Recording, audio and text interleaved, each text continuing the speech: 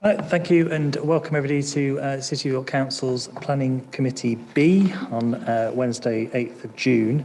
My name is Councillor Holly, I'm the chair of the committee, joined as usual by members of the committee down the left hand and right hand side and also by a variety of council officers. So we've got Gareth Arnold, who's the development manager, we've got Alison Stockdale, who's a development officer, Claire McRae, who's a city archaeologist, Sandra Brannigan, who's senior solicitor, and Jane Mellor, who's the democracy officer. I'm sure the committee will be aware that there's been quite a few changes to the committee post the May full council. Firstly, just to put on record, sort of my thanks, I'm sure the whole committee's thanks to Councillors Webb and Wardby for their service over the past few years, and also particularly to Councillor Crawshaw, who's stepping down as vice chair for Councillor Melly, so welcome to that role.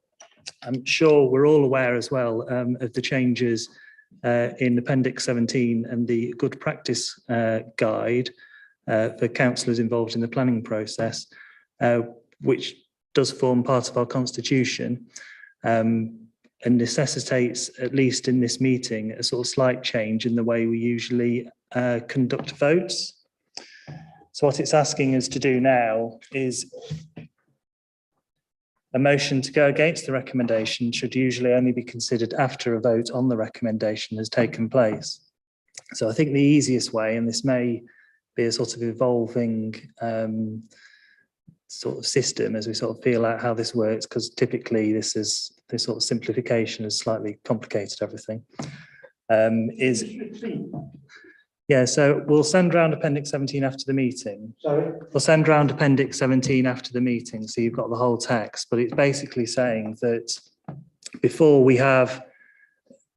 do anything after the debate, the first thing we should do is have a vote on the officer's recommendation, one way or the other.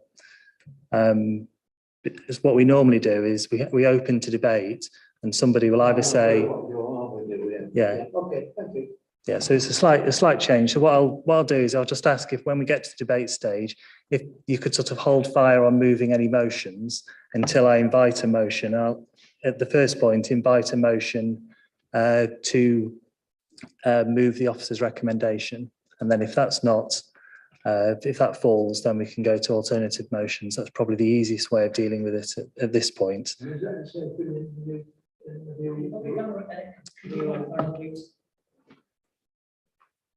Are we saying that's in the new constitution? Yeah, it's in the Code of Good Practice for councillors involved in the planning process, which forms part of our constitution. So I understand this is sort of tidying up exercise to bring us better in line with good practice elsewhere. And where's that come from? Well, we approved it all. It's full council. Yeah, I apologise. I missed it, but I'm sure okay, quite a few fine. people.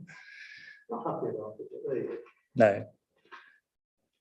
But I think that's probably the easiest way. It doesn't change our ability to do anything. It's just a slightly more roundabout way of doing it, perhaps. In terms of apologies, I've got Councillor Orrell, who's given his apologies, but there's no substitute. If I could move on then to declarations of interest.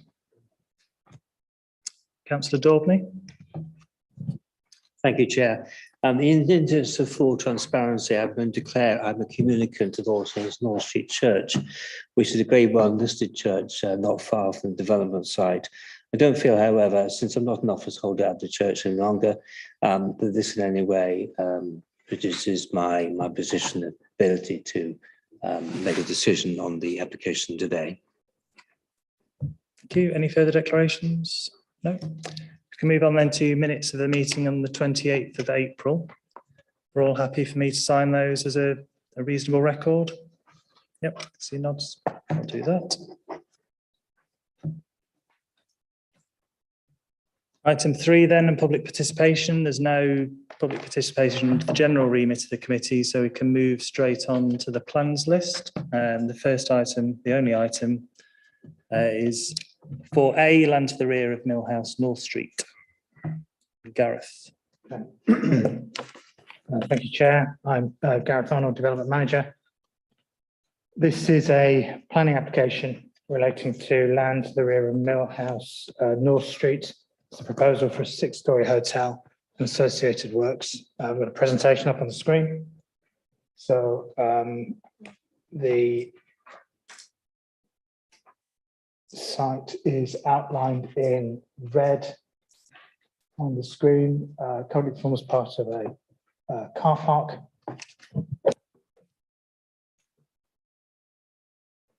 It's from Google satellite view. Yes, so that's the site, which corresponds nicely with that outline there.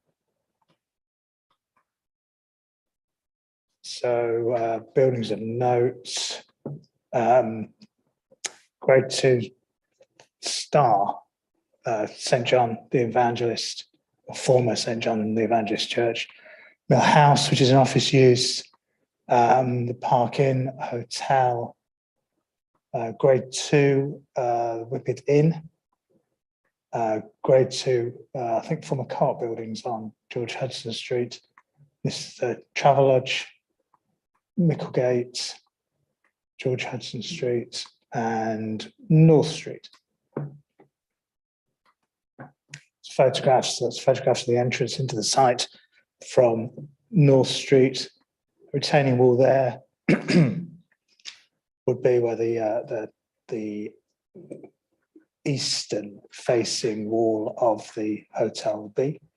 So that's the Travelodge, Mill House, and the former cooperative buildings. And the site in the foreground with St. John's Church.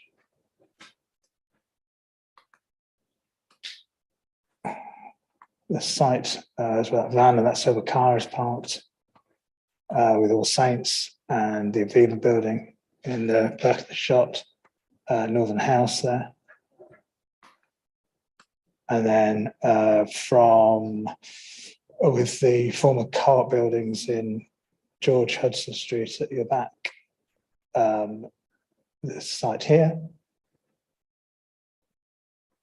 and Park Inn and Mill House listed Whippet Inn.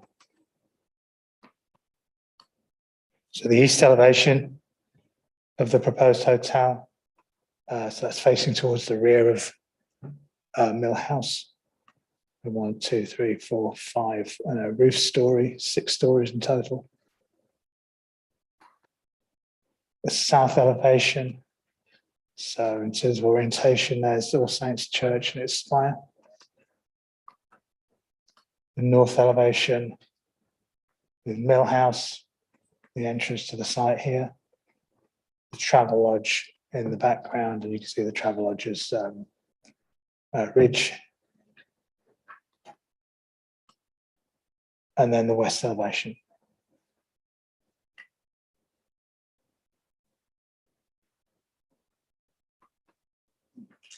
So it's the ground floor plan showing the entrance to the lobby. This here shows it's not the on-site swimming pool. It is the attenuation tank for surface water runoff, refuse and bike storage, and then a typical floor plan. Section through shows some excavation at the ground level, the hotel lobby, the attenuation tank. And this is the context section. So here's the proposed building. So this is looking through a section there. So from the rear of the Travelodge premises, showing the adjacent co-op building, Mill House building. And then similar to section B is taken along George Hudson Street and shows that the site isn't visible in that view. This is a CGI. It is taken from a point significantly above ground level, but does show is a rendered image of the materials, the roofscape, and its setting there. Just say I'm unaware if the heights are verified. And that's the end of the presentation. I could ask if the committee have any initial questions for Gareth, just on the presentation and the pictures at the moment. Councillor Crawshaw. Thanks, Chair. Could you just take us back to the sort of site overview, the one that shows where the car park is for Mill House, I think it is, and that sort of thing. No, just the plan. Yeah, that one's fine. Just a couple of questions about that. Am I correct that all of that car parking is associated with Mill House rather than with the proposed hotel? And I just wanted to clarify, because there is a request from Highways for a disabled parking space to be available to the hotel. And I couldn't see anything that made that available. And I just wondered whether there was anything around those two disabled bays there that might mean that they were accessible to hotel users. No, all the parking that you see there is all associated with Mill House, and the disabled parking as well. So it's an entirely car-free scheme. Okay.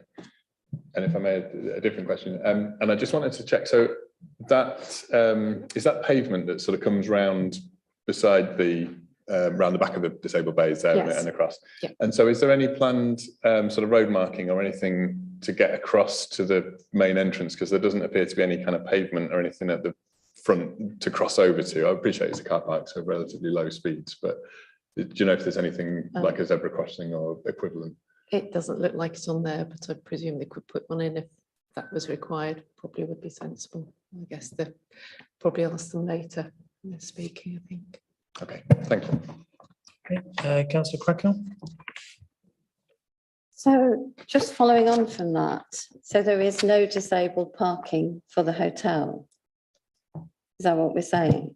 Yes, there's no parking associated with the hotel. That's all for Mill House. Even though there are 5 rooms referred to as universal access rooms in the hotel?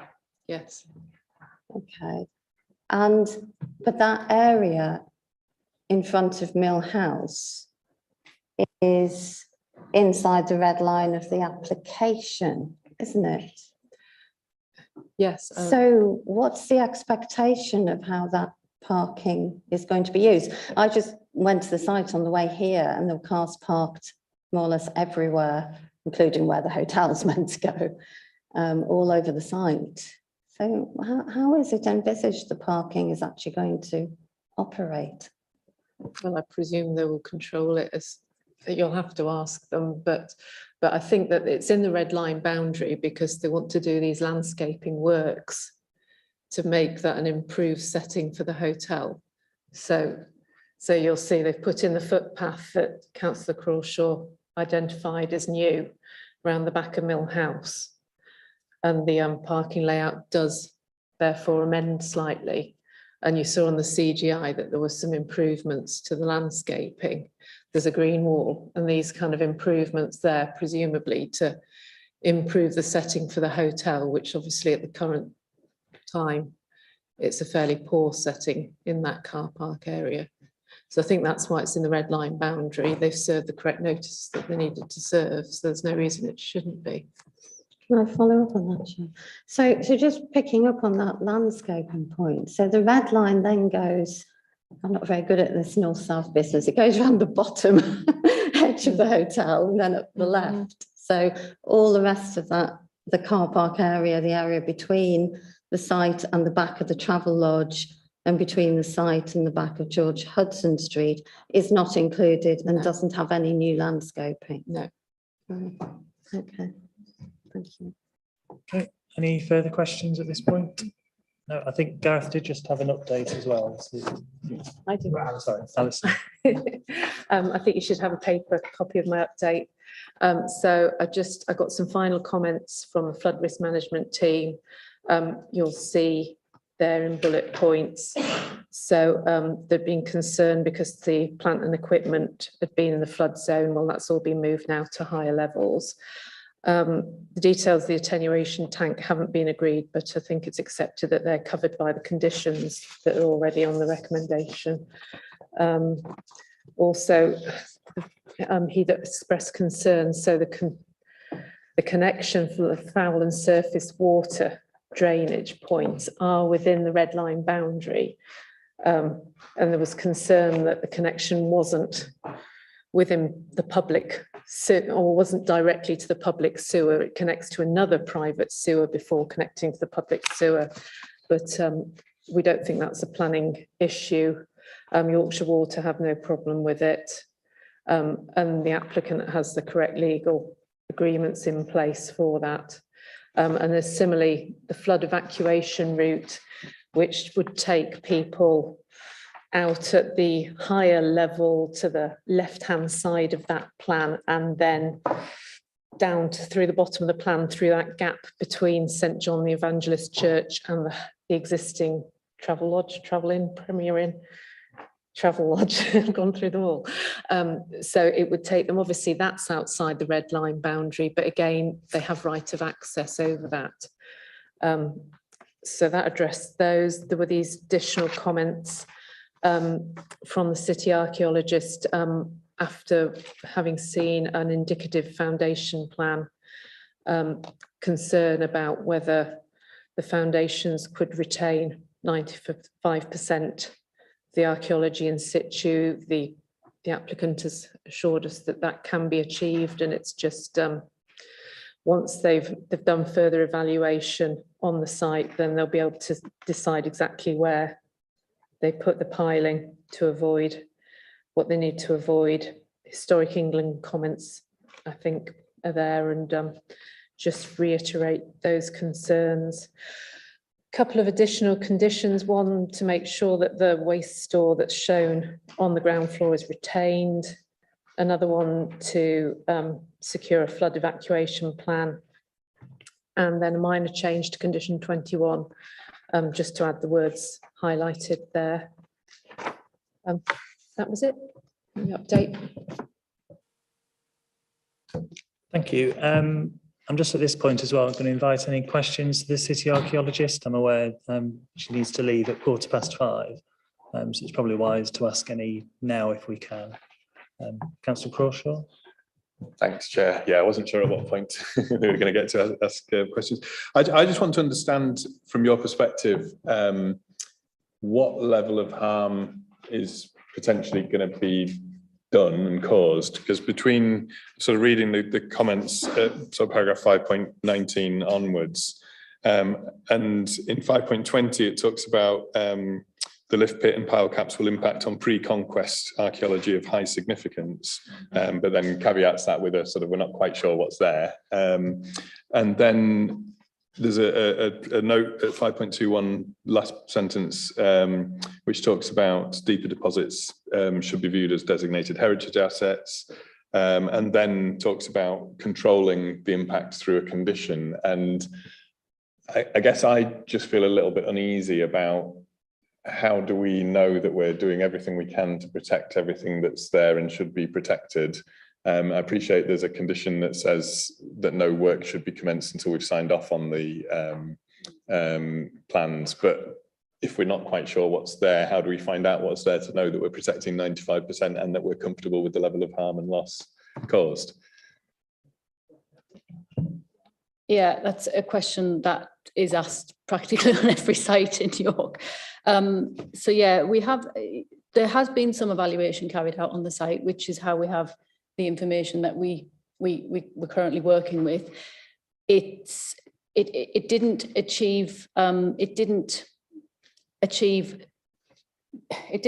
allow us to characterize the entire sequence of the site, because as you'll appreciate, the Roman and the Anglo-Scandinavian archaeology is fairly deep on the site. You know, we're talking probably 7 or 8 meters deep in some places. So we've characterized what we could with the constraints of the car park, and which has been outlined already.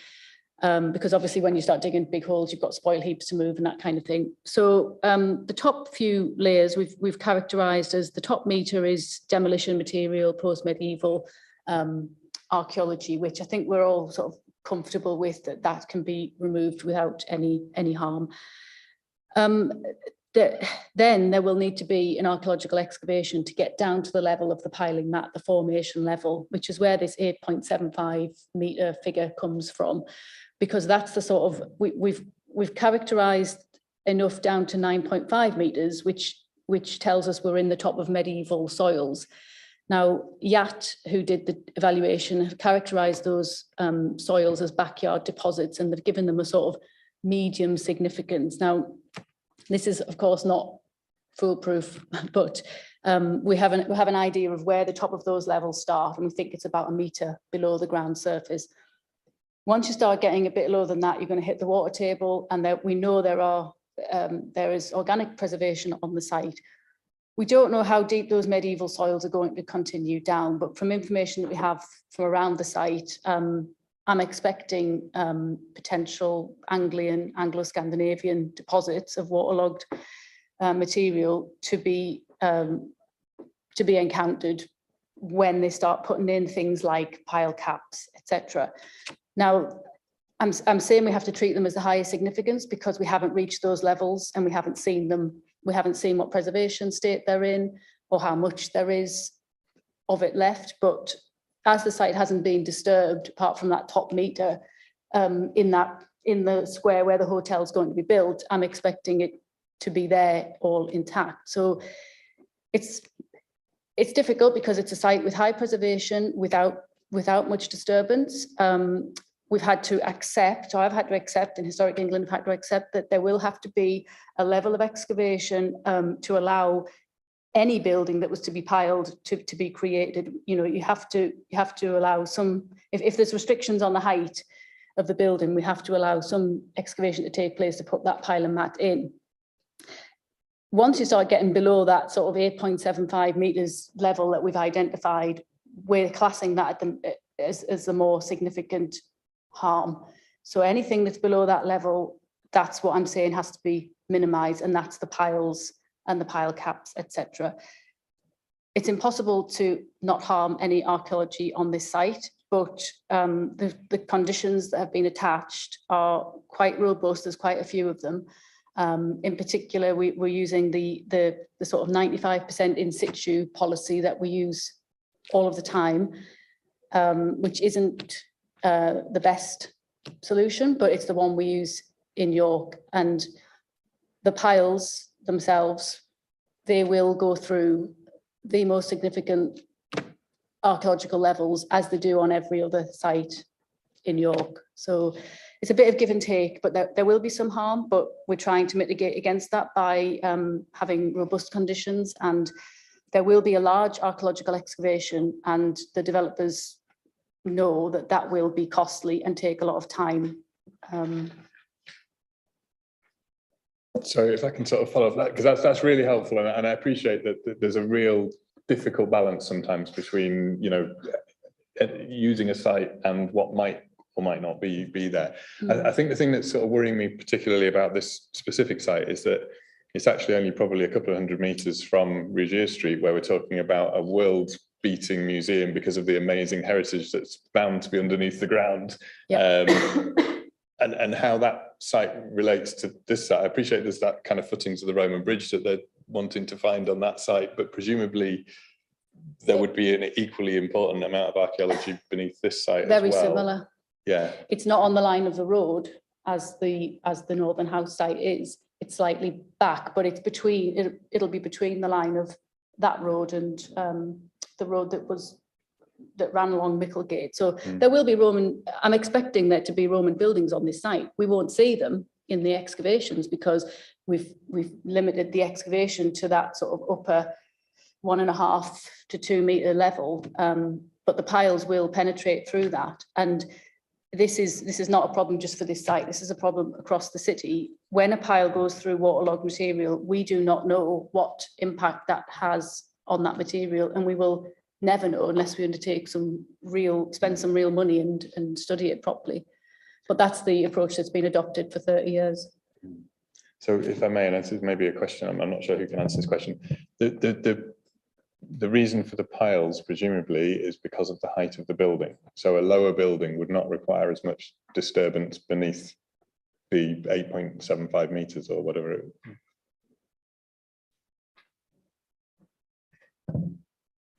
I don't think we know. I don't think we know the difference in the Yeah, height of the building, the piles. I think I would say the difference with northern houses, they are actually just digging out all of the archaeology at that level, whereas this is just the piles going in through it.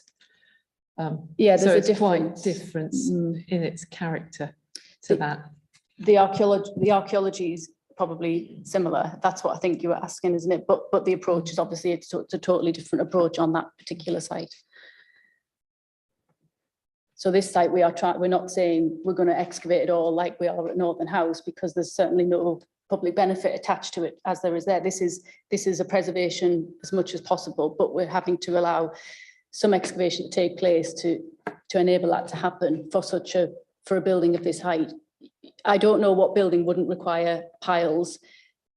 A two-story house, perhaps.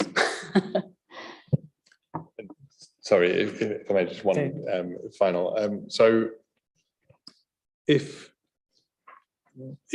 you're, so you say that there will be some opportunity for some fairly extensive archaeology on the site. I'm not sure whether this would be contained. I did read through the conditions, but I was trying to sort of understand, you know, how they apply at different points. If you were digging down and you were finding that actually this is really particularly special site, but the approval's all in place and everything's there, at that point, do you just have to go, well, unfortunately the approval's there and it carries on, you know, once the time's finished for the archaeology that you can do? Or is there a mechanism that sort of says, actually, this is too important a site? Yeah, well, this is the problem, and that's why we insist on evaluation up front wherever possible. But it's just within the city centre, it's often restricted. I'm sure you'll think of other sites where we've had to minimise the evaluation. So with this site, we have a fairly good idea of what we're going to encounter. Okay, we don't know what Roman buildings are there, but as I said, we're not going to physically see that, are we, unfortunately? But you're right, that's why we ask for evaluation up front. And that's why on this particular application, the foundations aren't just the foundation design. There's an archaeological remains management plan attached, which means that we haven't worked out all the details yet, but there'll be a detailed methodology written about what happens next on the site. So once we've sort of cleared off the modern levels, if you like, and start having a look, there'll be a further round of evaluation to sort of try and characterize those lower deposits further.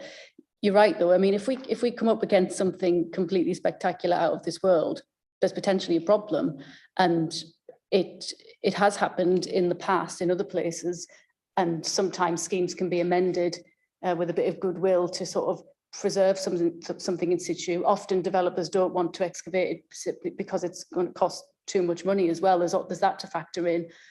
But more often than not, the planning permission is through, and that's where it starts to get a bit complicated. But that's why the foundation condition is there as well, to say, well, we're not going to sign off on the foundation design until we know a little bit more. But in reality, we'll not be able to avoid things like Roman buildings because we won't necessarily know exactly where they are. What we're hoping is it's just a continuation of this sort of the backyard deposits, which are extremely interesting and will be full of good stuff and well-preserved material, but it'll be those Roman levels that are the most significant, certainly the national significant levels that unfortunately get piled through.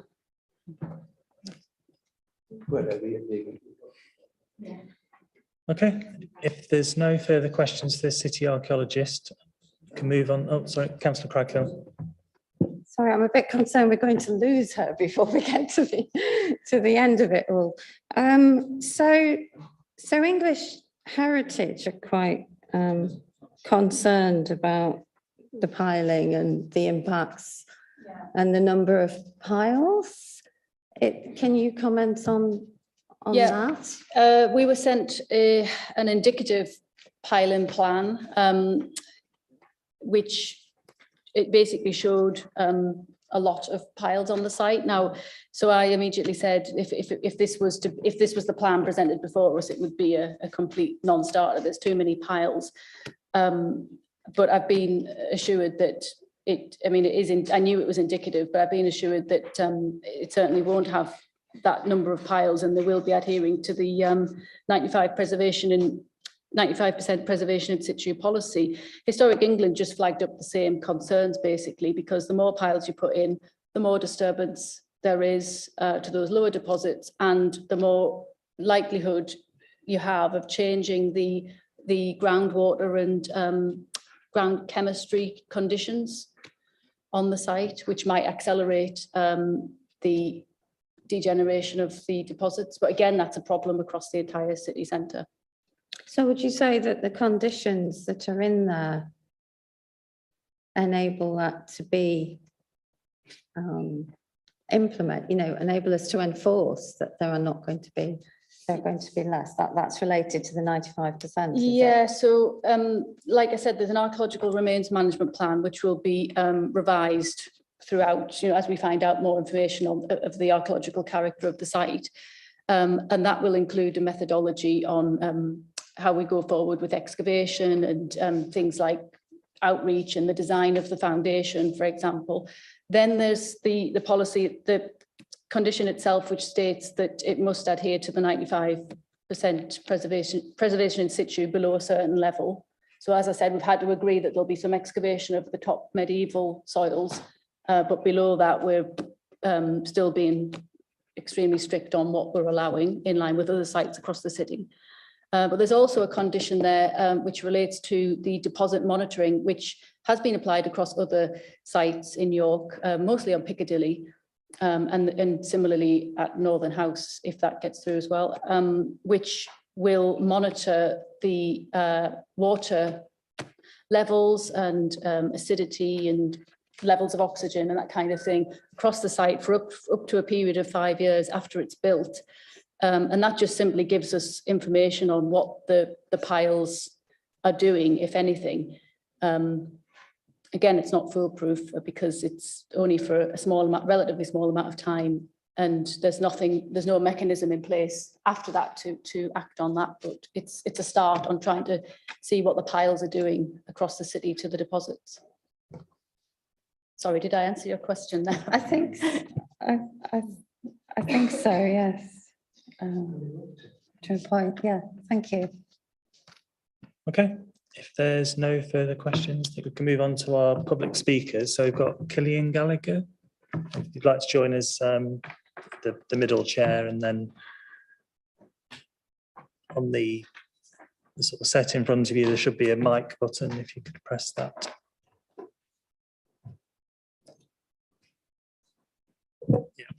Yeah, and you'll be away. You've got 3 minutes to address the committee.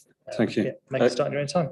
Good afternoon, Chair, members of the committee. My name is Cillian Gallagher. I'm a planning consultant and the agent for this application.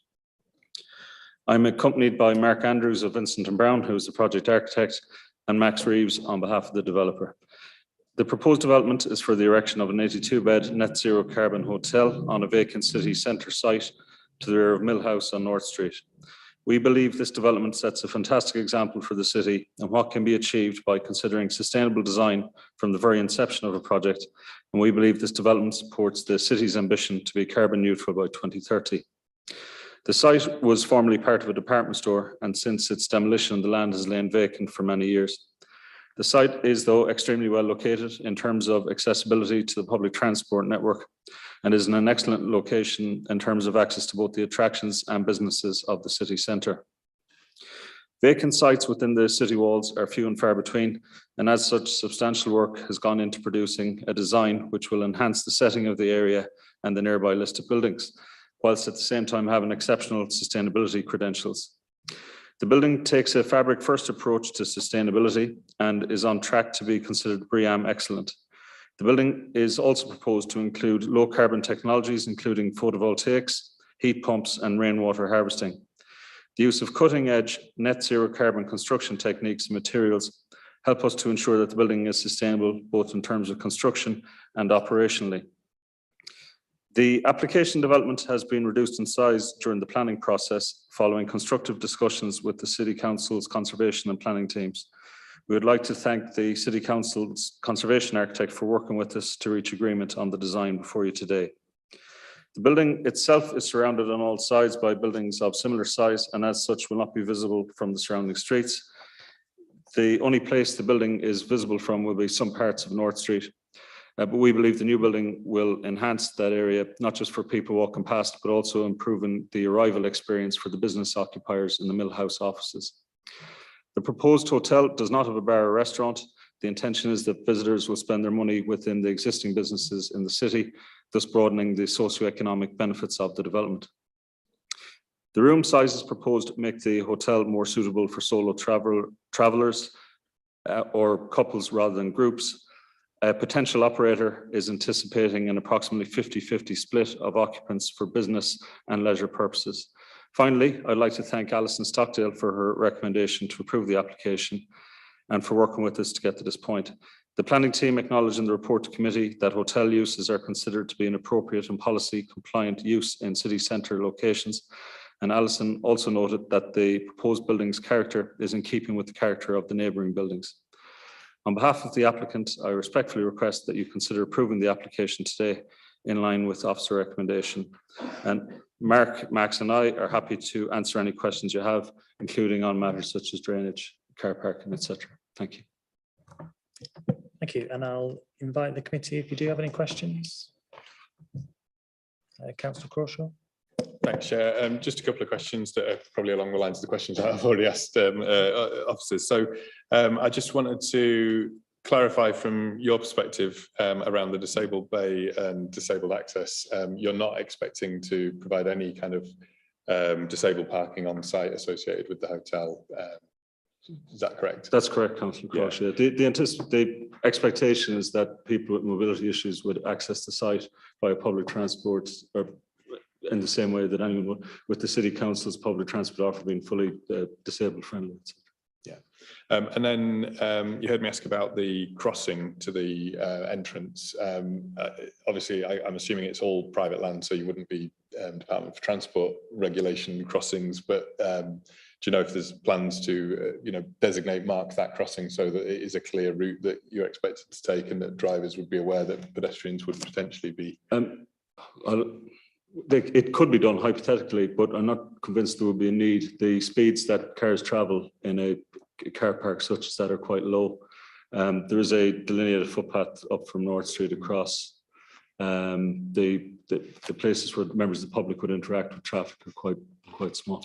I guess I'd just be thinking that if you've got 82 beds, you potentially got 100 odd guests staying. None of them are there in a car, so it's making sure that they've got a clear route through that's safe and that the drivers know that that's their access point.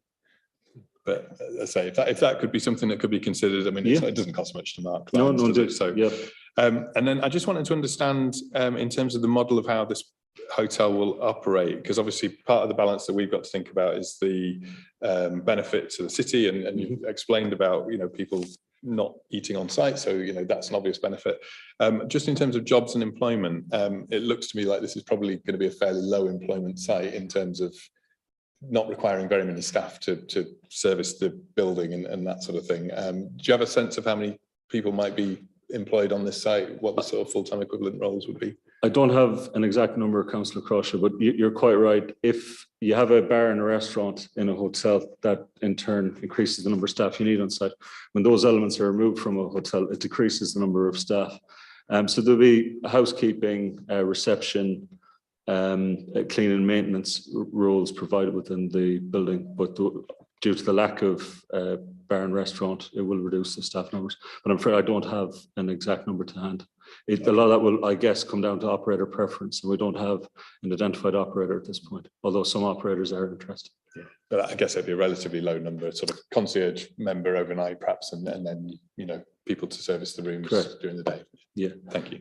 Just one other point on the limited mobility. It will be one of the few city centre hotels with level access for those people who perhaps accessing the building in wheelchairs, etc. Yeah, that's obviously very good. Thank you. Okay, Councillor Crackhill. Thank you. Yeah, I've got a few questions. I know you've mentioned in your presentation some of the people you think will be the users of the hotel. Because I was trying to understand that really. The rooms are terribly small, aren't they? They're small. I mean, there's a bathroom and then there's a bed and just about room to walk around it. Is that about right? Why is that particularly? What is the market that you think is going to want to use that? Yeah, hotels of this type tend to be attractive to business travelers, particularly during the week, where the need for, shall we say, more luxurious surroundings is less important than issues such as cost, accessibility, proximity to other businesses in the city. Then at weekends, it tends to be solo travelers, couples rather than families. It's quite a common approach to hotel developments that you know, it's not at the 5-star or the luxury end of the market, but it is quite a common approach that rooms are what you might consider to be small. They're utilitarian rather than luxurious, shall we say. Yeah, I have to ask the obvious question. I mean, you said it won't be suitable for groups because the rooms are small, but if the rooms are small and cheap, would it not perhaps be attractive to groups such as hen parties? Will you have some kind of exclusion of hen parties? I wouldn't propose to do so, no, to exclude groups. You wouldn't? No. Right, no. okay, thank you. But studies have shown from various hotel operators that this type of hotel is surprising, around 50-50 business to leisure usage. Right, okay. And then just picking up on the layout, I mean, I totally appreciate that ownership is not part of our remit tonight and that planning is separate. But I'm just trying to understand, there are businesses all around this area and they have their own parking. And I don't know if the red line represents the area that you actually own or not. I don't know if you can't necessarily ask you to tell me that, I don't know. But how will that operate with access for the businesses? I mean, there was one comment, I think, that people I suppose we've covered that. Those parking spaces are for Mill House, aren't they? Correct. There's. Do you not see any problems with people sort of delivery vans and vehicles and all that sort of thing moving around this what will still be a car park in essence with a hotel? Yeah, it is a tricky site, like a lot of city centre sites are. They're difficult to build, but they can be done. And we'll have a construction management plan in place when we get an approved contractor. It'll be finalised. No, I wasn't thinking about during construction. I was thinking about in operation. In operational terms, not very much will change in terms of a vehicle or individual's ability to access the site, because we're building on that portion, that central element of the site that already you might get the odd car parked in it, but vehicles can pass through it. So the ability of any other vehicle to access the site will remain unimpeded. Right. Okay. Can I have one last sort of a different topic? Obviously, what you've told us about the sustainability credentials is positive. I think I might be wrong. BREEAM Excellent is local plan policy standard, isn't it? We will exceed policy CC1 and CC2 with this development. Yeah. It really is a flagship. But I believe that is now building regs, isn't it? Well, I think we're still in accessibility regs. In fairness, the sustainability wasn't a bolt-on for this project. It was a fundamental part of which is obviously is a concept, a good concept. I just wonder, there's reference in the paper to it being zero carbon. I just wondered if you could explain how you arrive at the zero carbon. Sure. Could I ask Mark from Vincent and Brown to address that, please?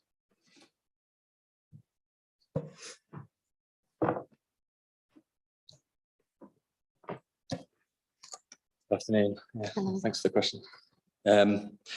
So, yes, as been stated already, and the sustainability was a key ambition for the project right from the outset, and it's has been embedded in the design and in the scheme that's on the table today. As mentioned, that we've we're on target to achieve BREEAM Excellent. The assessment that was carried out on BREEAM showing that for the two, it's split up into different sections, and for the sections on energy and water, we're actually achieving outstanding. The other benchmark, which was the point of the question, was the net zero ambition, and the design process has been following the UK Green Building Council framework for net zero. And that framework sort of clearly sets out a route to calculate the carbon emissions for the building, both in terms of operational and embodied energy. So some of the measures that have been mentioned in Killian's speech earlier, we can look at the operational side of the building. So we're incorporating on-site renewables, including photovoltaics and air source heat pumps. There'll be local MVHR, which is mechanical ventilation with heat recovery for each of the rooms within the hotel. And the building will be all electric as well. So we'll be taking advantage of the decarbonisation of the UK grid. So you'll see sort of year-on-year improvements in the sort of operational carbon emissions of the building.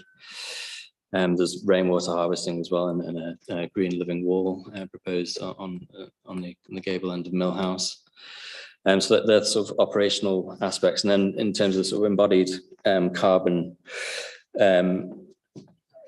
through the specification of the materials, and there's been some analysis through the design process, looking at the exact specifications of all the construction materials that are going to go into the building.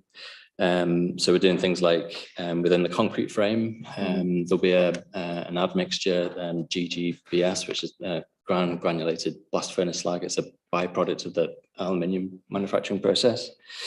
There'll be a high proportion of that admixture in, which will reduce the embodied carbon amount of Portland cement required. We're looking at a locally sourced brickwork for the facade, which the assessment was based on how we have looked at other examples, and we continue to look at other examples of low embodied carbon brickwork. There's a particular unfired brick product that we're looking at the moment, which has just come to market. So this process will sort of continue as we go through the next stages. We're looking at prefabrication as well, so to try and minimise construction waste. So there are a number of measures that sort of lead towards this. So presumably not having a restaurant or a bar on site helps to reduce your energy need. Yeah, that would reduce it. Yeah. And the air source heat pumps will supply the total power demand with the panels, will they? So it's an all electric building. So some of the heating from the rooms will be there'll be panel heaters, and the air source heat pumps will heat some of the water for the building as well. Okay, right. Okay. So somehow it comes out at zero. Well, there's possibly a little bit of offsetting towards the end, And a bit of but that's as part of the framework for the UK Green Building Council. That's so it's all calculated and Okay. Thank you. Thank you. Councillor Melly. Thank you, Chair. Do you know yet where the electric vehicle charging points are proposed to be? Are they going to be on site, or are they going to be somewhere more publicly available?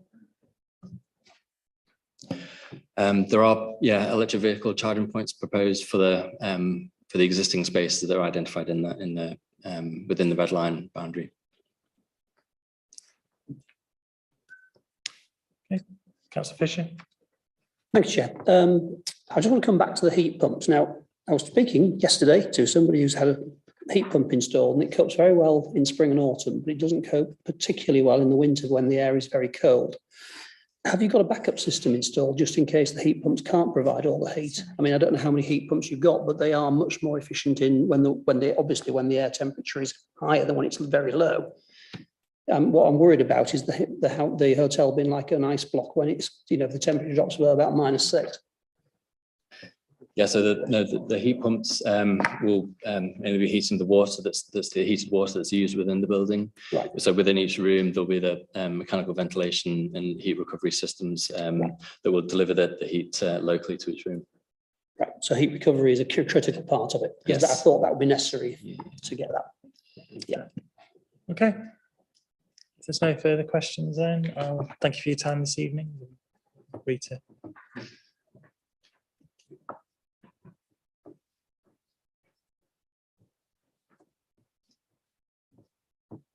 If the committee then have any further questions for Gareth and Alison?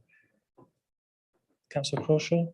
It was just a quick one about the condition 21 around the foundation, the plan for the 95% and that.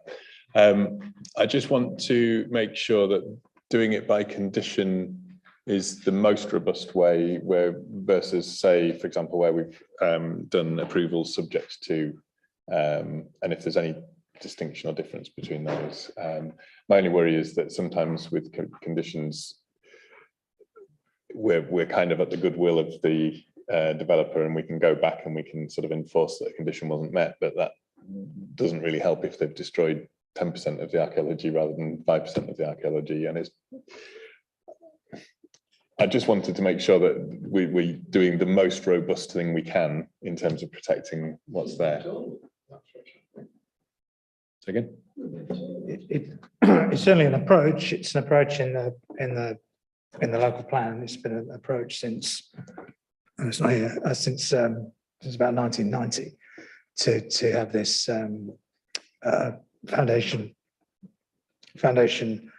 design that retains at least 95%. So it's certainly something we've done before.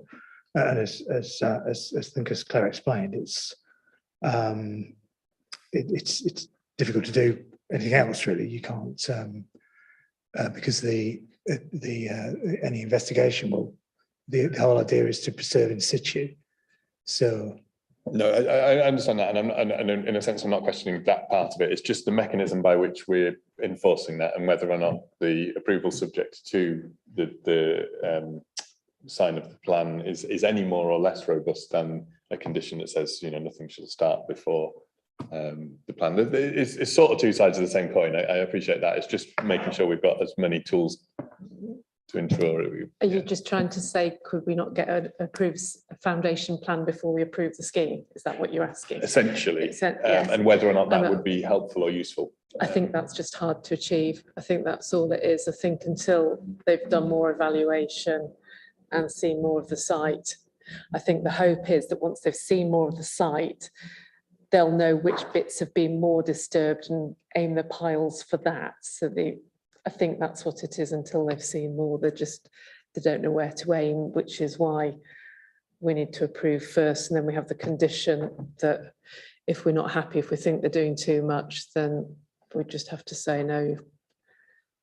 We have to go away and redesign that, come up with something else that's less intrusive. I think because we've had this submitted draft design which was rejected, then had this discussion which has kind of moved their thoughts on, I think, in terms of what they need to do to achieve that. So we haven't heard anything which suggests that they can't achieve the condition. Also, we do, I say Claire does attend sites to monitor, and we have that relationship with the on-site archaeology people. Is it in this case York? Yeah, so we have that day-to-day, you know, there's that professional trust between the archaeologists to do the job that they've said they can do, I'd say. And yeah, as officers, if the city archaeologist has suggested this as the way forward, then we're confident that can be achieved. Okay. Any further questions at this point, Councillor Melly? Thank you, Chair. I was just wondering what the reasoning is behind requiring 12 electric vehicle charging points on site. Is there demand for 12 points on site where they might not be fully used? I'm just wondering why they're on site rather than asking for a contribution for them to be provided off site. Seems like a very high proportion of the parking spaces.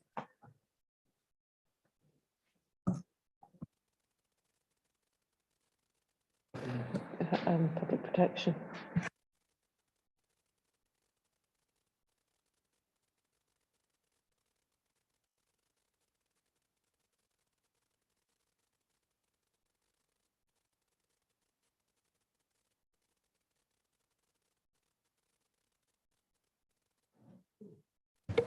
No, it would be providing parking spaces for the Mill House. I presume this is the condition that I was given by our public protection officers. So yes, that's what was suggested, was agreed with the applicant. I would say we don't have a policy which seeks a collection of contributions for this sort of thing. It is provision on site. That's as far as the low emission strategy goes, as far as I recall. So I would suggest if it's We have done off-site provision through section 106 on a few schemes. on our own schemes, Is it only on our own schemes? as far as I recall, Burnham and Duncan Place. Yeah, I don't recall any other off-site contributions.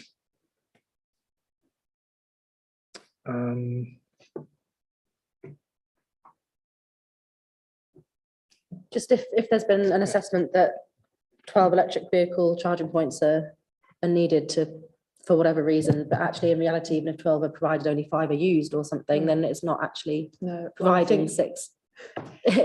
12 in reality. I'm assuming the 12, actually, I've been looking at the plan. I think the 12 are indicated on the plan. Am I right? Is that where we've come from 12? That they're actually the 12. So that's why we're conditioning 12, because they've indicated 12 of them on the plan. So how are they indicated? Little boxes at the back end of each parking space nearly. Okay. Does that impact the accessibility of the accessible parking in any way? Prevent boots from opening and that sort of thing?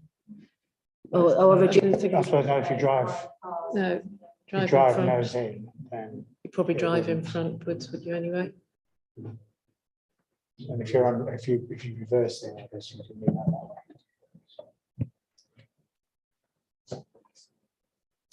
Okay, Councillor Fisher.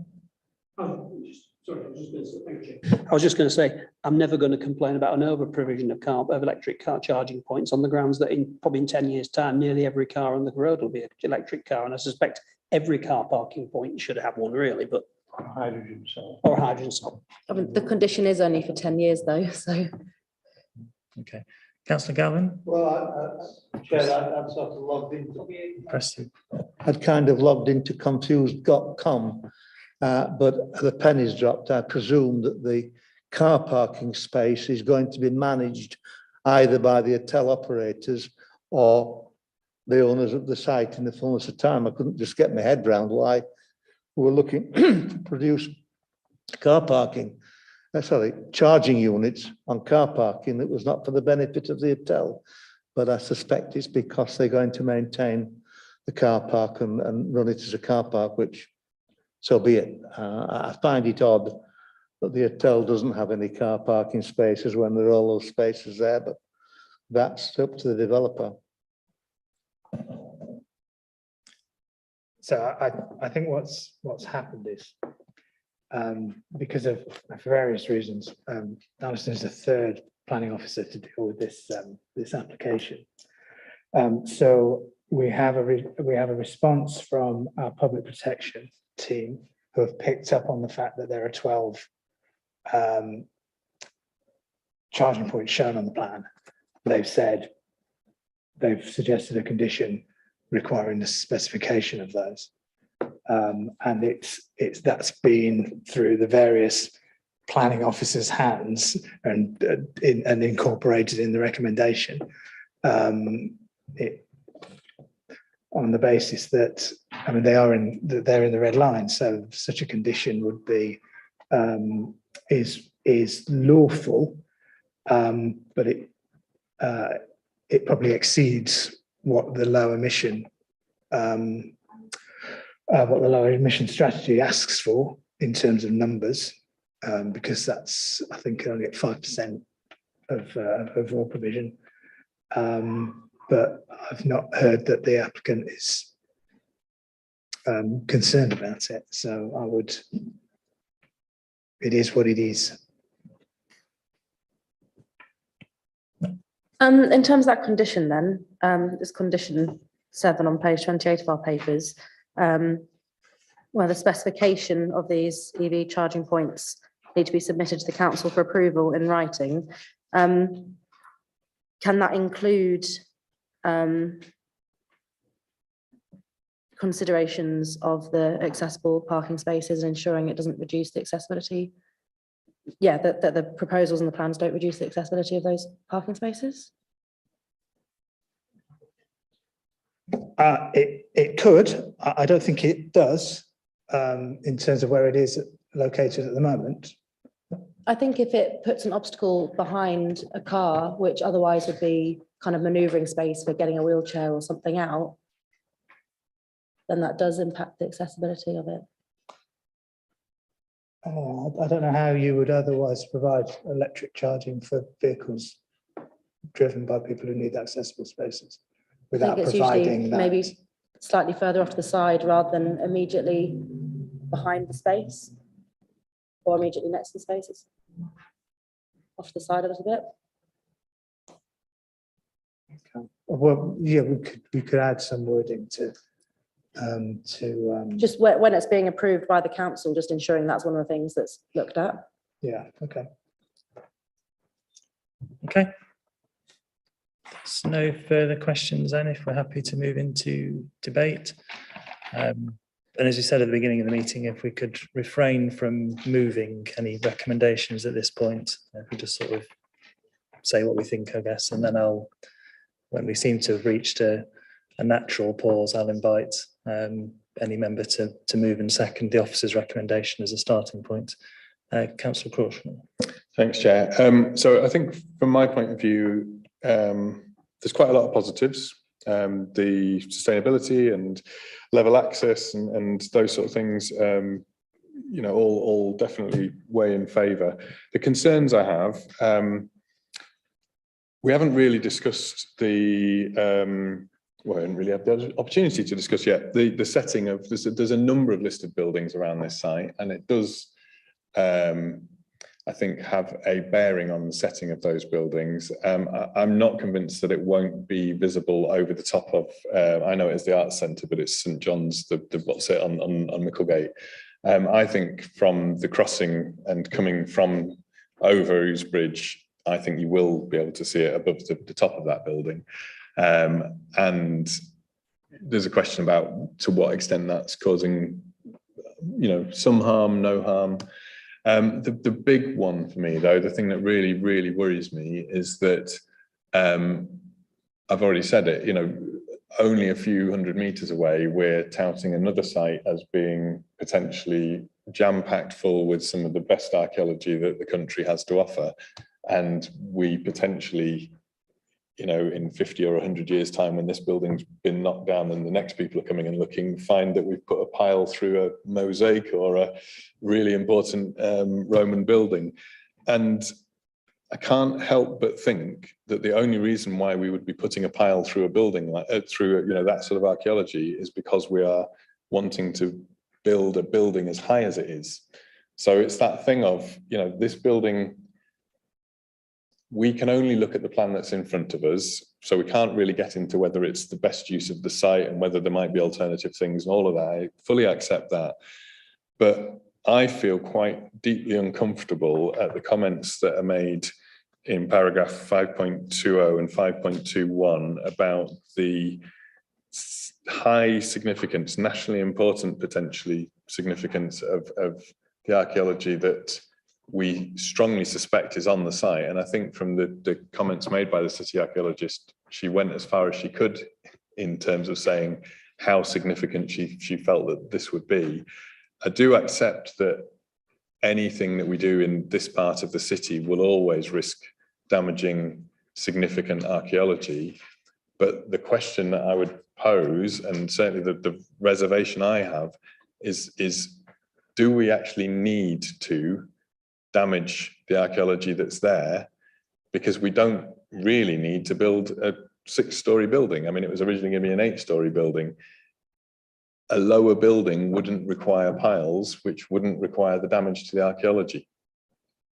So that's the thing I'm grappling with. There's then, you know, how you might look at that through the planning legislation and what we might do or otherwise. But I think sometimes we look back at decisions that were made 50 or 100 years ago about the way that heritage assets were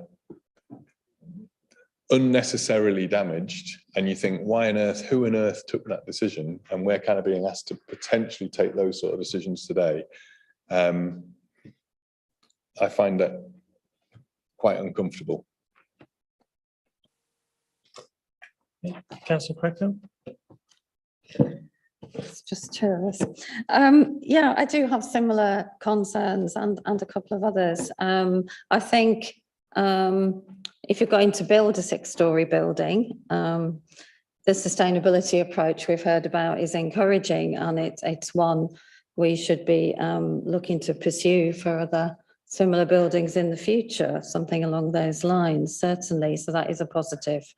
However, if you look at the conclusion in the paper, page 26, paragraph 6.2, it is talking about the less than substantial harm and the to the significance of a designated heritage asset, and weighing that against the public benefit as being is one of those decisions being the issue here. And I cannot really see that that this application really meets that test.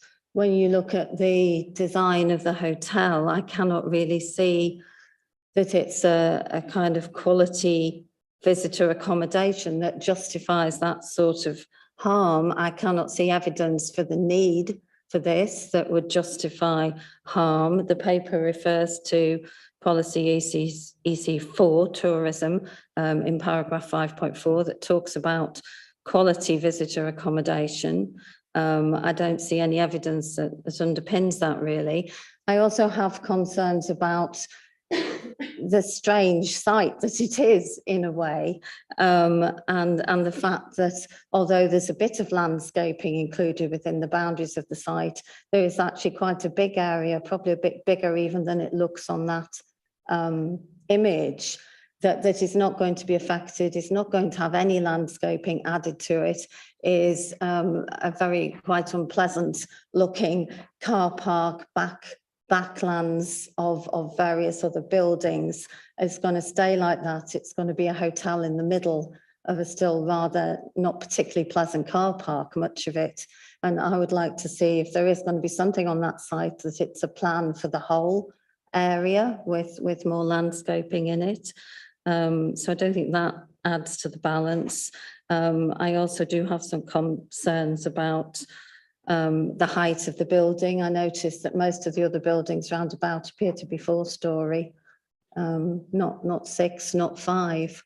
And I think it will impact on the image of the North Street church spire. Certainly when you're standing in there, it would, I'm sure it would.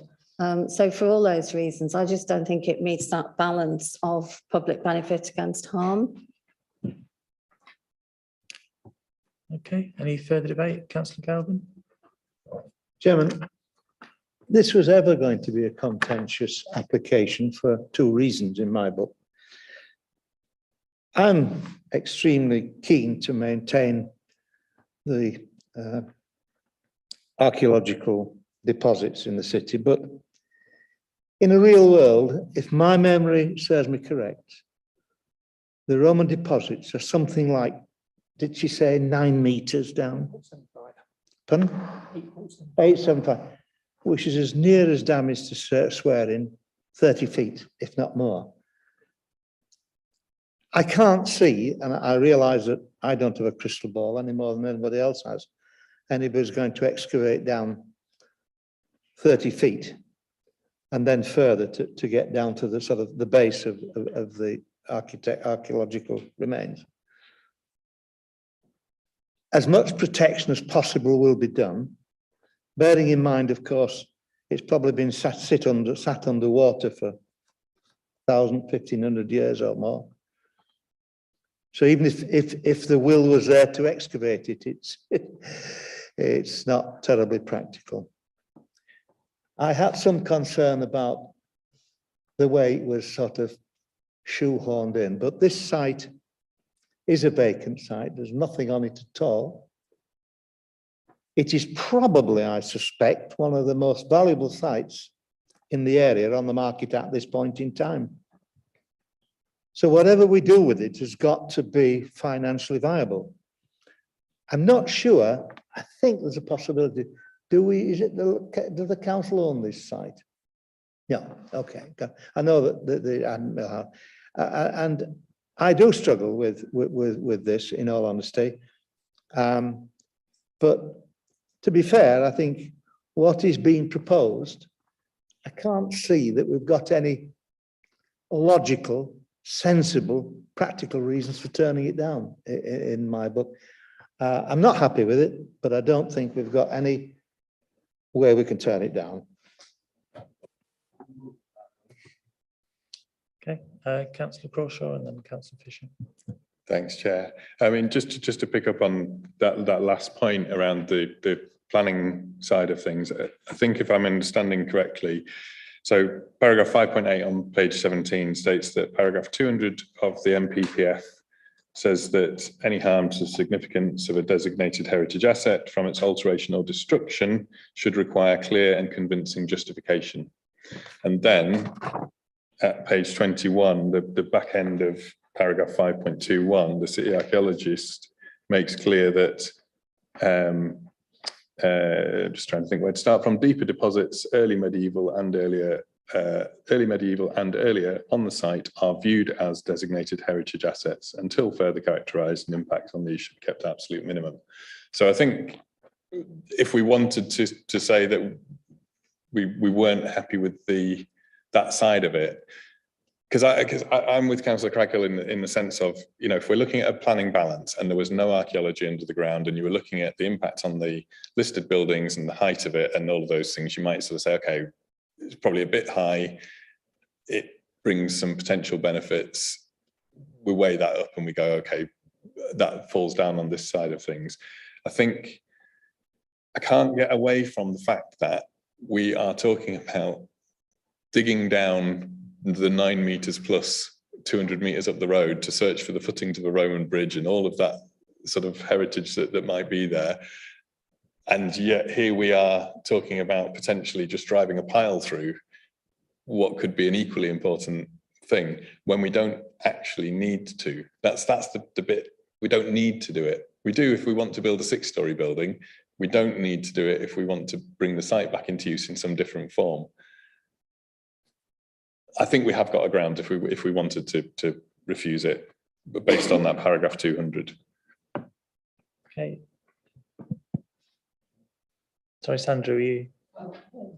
I might, Chair, I may need to address the committee on what is the correct planning balance to apply. Whether you'd like me to do that now or wait till further debate. I think whilst you've got the floor. I think that the correct approach is not whether or not there is a need for a hotel or this particular 6-story or whatever it is. You have a planning application before you, which you must consider on its own planning merits. The NPPF tells us that because we currently do not have a adopted development plan, we are in what is known as the tilted balance, or the presumption in favour of sustainable development, which says that the application ought to be approved unless any adverse impacts of doing so would significantly and demonstrably outweigh the benefits when assessed against the policies in this framework taken as a whole. So that is the presumption in favour of development and the tilted balance. That's the planning balance which is to be applied. yeah, briefly, if you could. Sorry, if I may just ask a question sort of on that, because I obviously understand that presumption in favour. I think the opposite presumption seems to apply from this paragraph 200, though, when it is specifically around causing harm to a designated heritage asset, because it's saying it requires a clear and convincing justification. And I suppose I would read that. I haven't got the full paragraph 200 in front of me. I've only got the sort of summary of it here. But I would read that as being the opposite way around, of saying if you know that it's going to cause some destruction to a heritage asset, that you need to have more convincing of justification in order to allow that. Well, yeah, yes, Chair, just to, the MPPF does say that a different test applies if the heritage policies set out in the MPPF are not met. So if, for example, you consider that there are heritage issues or heritage concerns which are not addressed by the public benefits test, then the planning balance would be that planning permission should be granted unless the application of those heritage policies provide a clear reason for refusing development. So if you don't consider that the heritage tests within the MPPF are met, then I think the planning balance would be different, yes. Okay, Councillor Fisher. Thanks, Chair. I mean, York is a historic city. Everywhere in the city centre, there is something of significance under the ground. And obviously, the need to protect those as far as possible is very important. But at the same time, we can't sterilise all development in the city centre. Because of that, what we have to ensure is, as this, I believe, does, that the impact on the subground archaeology is less than substantial. And there is a public benefit in this in bringing a underused derelict area of land in the brownfield land back into use. And I think on that balance, I think that this is acceptable. I think there's a slight difference between Northern House and this, because if you heard what the city archaeologist said under Northern House, there is the possibility of very significant finds. Indeed, you know, the remains of the Roman bridge, abutments or whatever, and possibly a road. Whereas this is just medieval, possibly Roman backyard. We don't know what's under there. That's the problem. Just to correct that, she said exactly the opposite of that. She said it was as significant and she expected that there was a Roman building underneath this site. Did she? I didn't hear her say that. Yeah, no, she did. Did she? Yeah. Okay, Councillor Melly. Whether or not the harm is substantial or less than substantial, either way, there is harm, irreversible damage and loss of valuable archaeology. And what we've got to weigh up is whether or not that harm is outweighed by the benefits.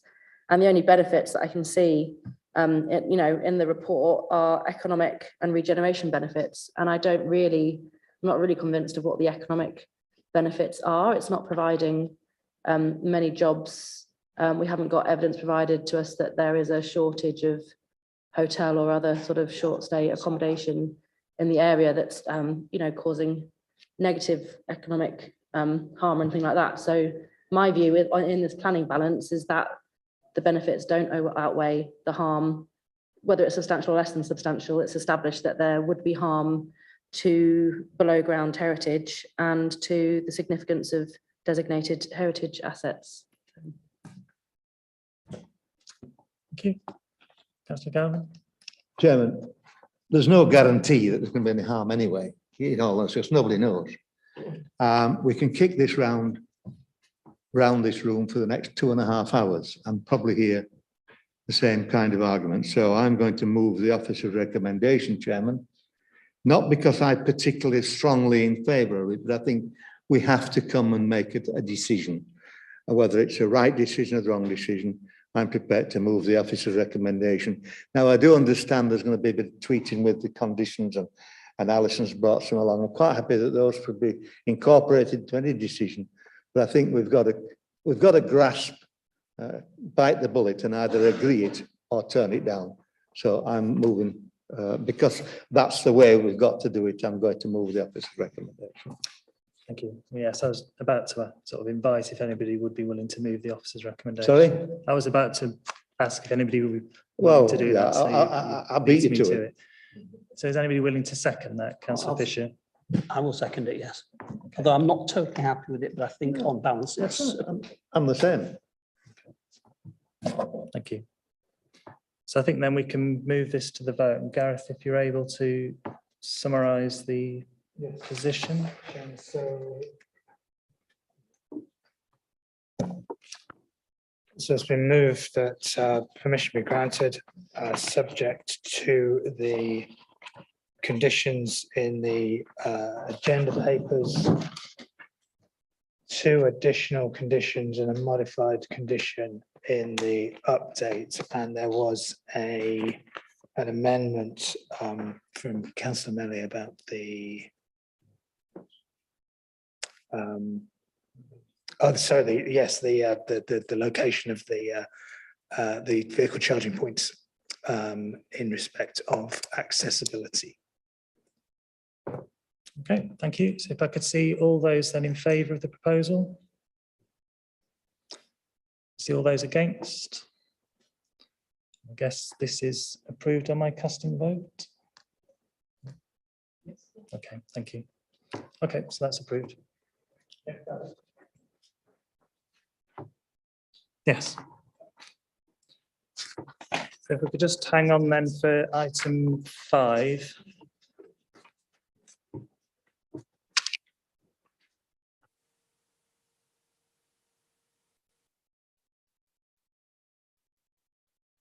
Which is the return of the planning appeals performance and decisions. And Gareth. Thank you, Chair. So, yes, so this is the reintroduction of the quarterly appeals report for members' information. It's pretty self-explanatory. Of note are the tables within the report. So, table 1 is the appeals received in the last quarter, which shows that 33% of appeals were allowed by the Planning Inspectorate. Table 2 shows the 12-month performance, which shows that only 17% of appeals in that 12 months were allowed. Nationally, the figure is 25% at the moment, so we're ahead of that particular statistic. Table 3 shows an appeal dealt with by committee. Sorry, a decision dealt with by committee that went to appeal. There's only one in this quarter, which is the decision at the Jubilee Public House on Belfast Street. We've got a couple of appendices again, which so we've got the list of appeal decisions received at Appendix A, the summaries of those decisions at Appendix B, and then at Appendix C, there's a list of outstanding appeals where we're awaiting the decision. There was also a missing summary for a case in Street in Guildhall Ward, which is covered on the update. So I'm taking any questions about that, if members have any. Councillor Fisher. Thank you, Chair. I'm very interested by the decision on page 60, which is the case reference of the proposed registered development site at Shilton Garth Close, Earswick, York. Page 60, that one. If you actually look at this, I put a case together with a number of residents against this. It was an officer decision and it was for refusal. And the refusal was that it contravened the neighbourhood plan, which it did, because the neighbourhood plan was very clear that the presumption in Earswick was for 2 and 3 bedroom properties, because it's a massive excess of 4 and 5 bedroom properties. The decision was made by the planning officer to refuse it.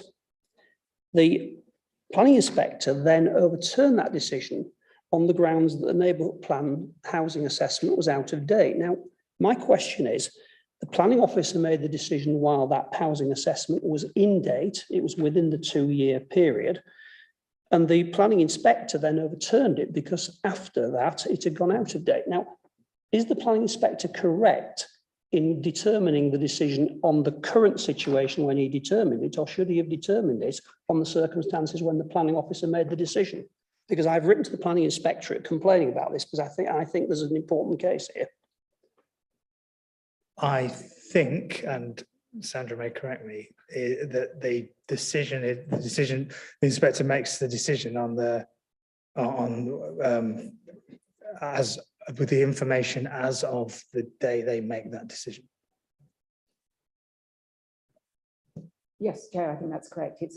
The inspector is not doing a review of whether or not the decision was correctly made at the time it was made. It is a decision made based on the circumstances prevailing at the time of the appeal.